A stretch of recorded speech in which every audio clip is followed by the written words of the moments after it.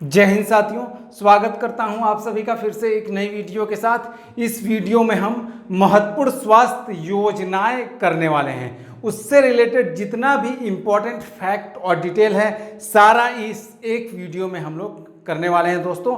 और इसके अलावा कुछ महत्वपूर्ण आपका क्वेश्चंस भी इससे रिलेटेड हम लोग करेंगे, जो कि एग्जाम के पॉइंट ऑफ व्यू से ये सारा आपका काफ़ी इंपॉर्टेंट रहेगा। यहाँ से एक प्रश्न आपका एग्जाम में रहता ही रहता है, चाहे वह यूपी लेखपाल एग्जाम ले लीजिए या फिर जितने भी अन्य कॉम्पिटेटिव एग्जाम हैं। तो दोस्तों आप लोग वीडियो को आखिर तक देखिएगा, वीडियो को जरा भी स्किप मत करिएगा। तो पहली योजना है आपका आयुष्मान भारत या फिर जन आरोग्य योजना भी इसे कहा जाता है। इसकी घोषणा आपका बजट 2018-19 में की गई थी। कब? 1 फरवरी 2018 को की गई थी, याद रखिएगा ईयर और डेट आपका। और लोकार्पण जो है आपका लॉन्च कब किया गया था? 23 सितंबर 2018 को लॉन्च किया गया था। किस जगह से? झारखंड के रांची से लॉन्च किया गया था। और लागू कब की गई थी आपका? 25 सितंबर 2018 को लागू की गई थी। यह आपका योजना पंडित दीनदयाल उपाध्याय जयंती के अवसर पर यह योजना लागू की गई थी। याद रखिएगा ईयर और डेट आप लोग। और रुपए 5 लाख का जो है स्वास्थ्य बीमा आपका प्रत्येक परिवार को दिया जाता है। इस योजना के लाभार्थी को कितना? रुपए 5 लाख का बीमा, याद रखिएगा। और वर्तमान में आपका 10 करोड़ परिवार और 15 करोड़ लोग जुड़े हुए हैं इस योजना से। आपका वित्तीय अनुदान कितना है देख लिया जाए। देखिए कभी कभी क्वेश्चन जो है वित्तीय अनुदान से भी आ जाता है, केंद्र और राज्य कितने अनुपात में व्यय करते हैं किसी योजना में, ये सभी क्वेश्चन कई बार पूछ लिया जाता है। तो देखिए वित्तीय अनुदान जो है आपका केंद्र का 60% है और राज्य का 40% है इस योजना में। और वहीं आपका पूर्वोत्तर राज्यों और जम्मू कश्मीर, हिमाचल तथा उत्तराखंड में आपका 90-10 का अनुपात है। देखिए पूर्वोत्तर राज्यों और जम्मू कश्मीर, हिमाचल तथा उत्तराखंड में आपका 90% जो है केंद्र सरकार वहन करेगी खर्च, और बाकी 10% आपका राज्य सरकार वहन करेगी। और आपका 100% विधायिका के बिना केंद्र शासित प्रदेशों हेतु, मतलब पूरा जो है 100% आपका केंद्र सरकार वहन करेगी। कहां पर? जिस केंद्र शासित प्रदेश में आपका विधायिका नहीं है, याद रखिएगा पूरा 100% केंद्र सरकार वहन करेगी। नेक्स्ट आपका योजना है मिशन इंद्रधनुष। तो आपका इसकी शुरुआत हुई थी, इस मिशन की 25 सितंबर 2014 को शुरुआत हुई थी। यह आपका सुशासन दिवस के अवसर पर। सुशासन दिवस कब मनाया जाता है भाई?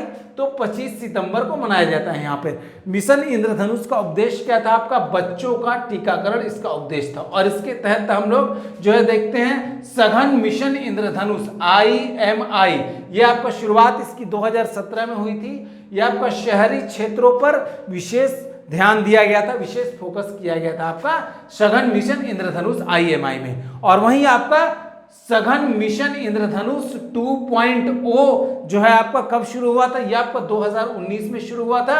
इसमें आपका 27 राज्यों के कुल 272 जिलों में पूर्ण टीकाकरण कवरेज का लक्ष्य रखा गया था। और उपदेश था इसका 2022 तक 90% टीकाकरण का लक्ष्य हासिल करना आपका सघन मिशन इंद्रधनुष 2.0 का लक्ष्य था आपका।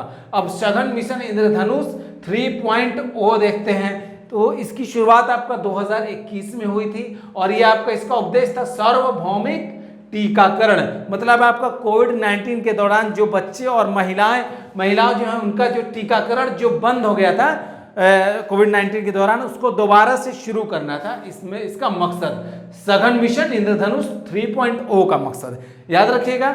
नेक्स्ट इसमें आपका सघन मिशन इंद्रधनुष 4.0, ये अभी आपका चल रहा है, 2022 में आपका शुरू हुआ है आपका। इसका मकसद था कोविड-19 के दौरान धीमे पड़े टीकाकरण की दर को तेज करना था इसका मकसद। अगला आपका योजना है प्रधानमंत्री जन औषधि योजना।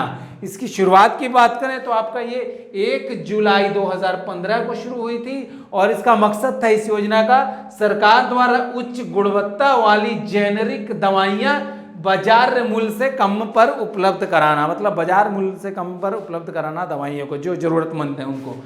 अगला आपका है जननी सुरक्षा योजना। इसकी शुरुआत आपका 12 अप्रैल 2005 को की गई थी और इसका आपका मकसद था आपका गर्भवती महिलाओं को प्रसव एवं प्रसव के बाद देखभाल के लिए 1400 रुपए की नगद सहायता दी जाती है। कितने? 1400 रुपए की नगद सहायता दी जाती है डिलीवरी एवं डिलीवरी के बाद आपका देखभाल के लिए। कितने रुपए की? 1400 रुपए की, याद रखिएगा।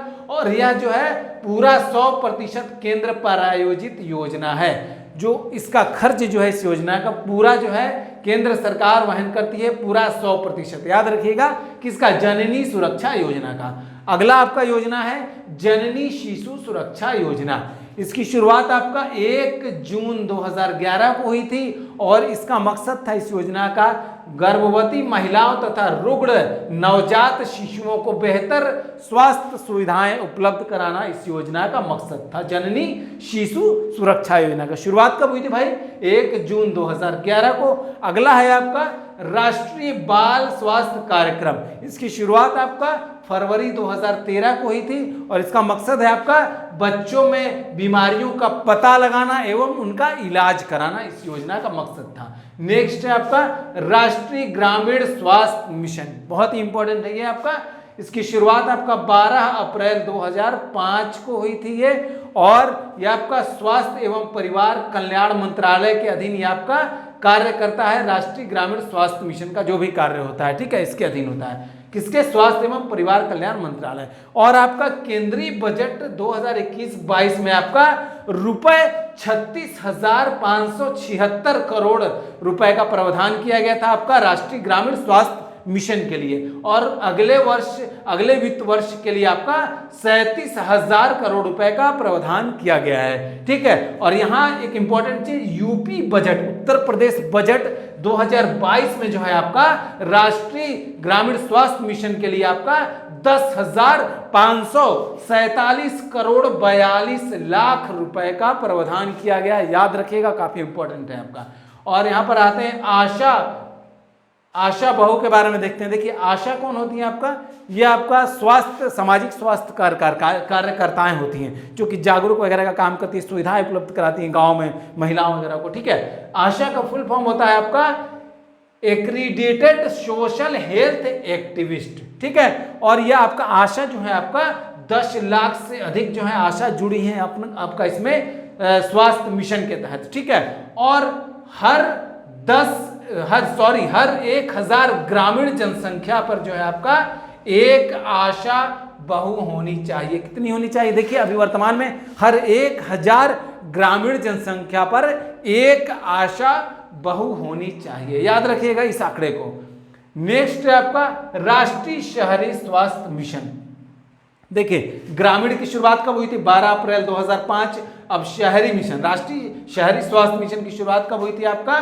मई 2013 में शुरुआत हुई थी। और यह मिशन जो है आपका राष्ट्रीय स्वास्थ्य मिशन के उप मिशन के रूप में आपका सम्मिलित है आपका ये राष्ट्रीय शहरी स्वास्थ्य मिशन। अब आते हैं, देखते हैं राष्ट्रीय स्वास्थ्य मिशन। इसकी शुरुआत आपका 2013 में हुई थी और इसका उद्देश्य है आपका सस्ती एवं गुणवत्तापूर्ण स्वास्थ्य सेवाएं उपलब्ध कराना आपका राष्ट्रीय स्वास्थ्य मिशन का उद्देश्य था। और ये जो आपका राष्ट्रीय ग्रामीण स्वास्थ्य मिशन और राष्ट्रीय शहरी स्वास्थ्य मिशन दोनों जो है आपका राष्ट्रीय स्वास्थ्य मिशन का उप मिशन है, याद रखिएगा ये दोनों मिशन आपका राष्ट्रीय स्वास्थ्य मिशन का उप मिशन है, इस बात को याद रखिएगा आप लोग। अगला आपका है योजना टीबी हटेगा देश जीतेगा योजना। देखिए यह एक अभियान के तौर पर इस योजना को शुरू किया गया था। कब शुरू किया गया था अभियान के तौर पर? 25 सितंबर 2019 को शुरू किया गया था और यह योजना का रूप ले ली। योजना का रूप कब लिया इसने आपका? 1 फरवरी 2020 को इसने आपका अभियान ने योजना का रूप ले लिया। कब? 1 फरवरी 2020 को, ठीक है। और इस योजना का मकसद है आपका 2025 तक टीबी समाप्त करने का लक्ष्य है। देखिए पूछ देगा क्वेश्चन में कि कब तक टीबी समाप्त करने का लक्ष्य है इस योजना का? आपका 2025 तक, याद रखिएगा आप लोग ईयर को यहां पर। नेक्स्ट है आपका कायाकल्प जनस्वास्थ्य योजना। देखिए भाई कायाकल्प जनस्वास्थ्य योजना जो इसकी शुरुआत आपका 15 मई 2015 को हुई थी दोस्तों, और इसका मकसद था आपका अस्पतालों में साफ सफाई को बढ़ावा देने हेतु इस योजना की शुरुआत की गई थी, कायाकल्प जन स्वास्थ्य योजना की। और वहीं दोस्तों जिन अस्पतालों में स्वच्छता हाई लेवल की देखने को मिलती है, वहां पर स्वच्छता का लेवल अच्छा रहता है, उन अस्पतालों को आपका पुरस्कार भी दिया जाता है इस योजना में। देखिए एक तरह से यह योजना जो है आपका पुरस्कार योजना है। कौन सी? कायाकल्प जन स्वास्थ्य योजना। कब शुरुआत हुई थी? 15 मई 2015 को, याद रखेंगे।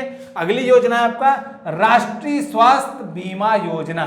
दोस्तों इस योजना की शुरुआत 1 अप्रैल 2008 को हुई थी, और इस योजना में आपका 30,000 रुपए वार्षिक सहायता 5 व्यक्ति वाले परिवार को कितनी वार्षिक सहायता दी जाती है दोस्तों?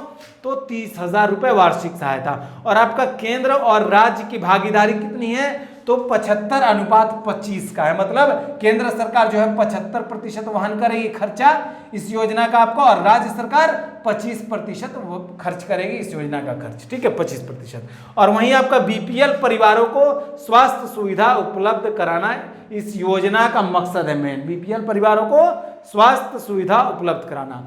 अब हम दोस्तों कुछ अति महत्वपूर्ण प्रश्न देख लेते हैं, यहाँ पे एग्जाम के पॉइंट ऑफ व्यू से काफी इंपॉर्टेंट है ये आपका। तो क्वेश्चन आपका पहला, राज्य स्वास्थ्य सूचकांक के बारे में हम लोग देखते हैं। कई बार क्वेश्चन पूछा जाता है एग्जाम में। देखिए 2021 का देखते हैं पहले रैंकिंग क्या है। देखिए राज्य स्वास्थ्य सूचकांक 2021 में पहले स्थान पर केरल है, दूसरे स्थान पर तमिलनाडु है, तीसरे स्थान पर तेलंगाना है।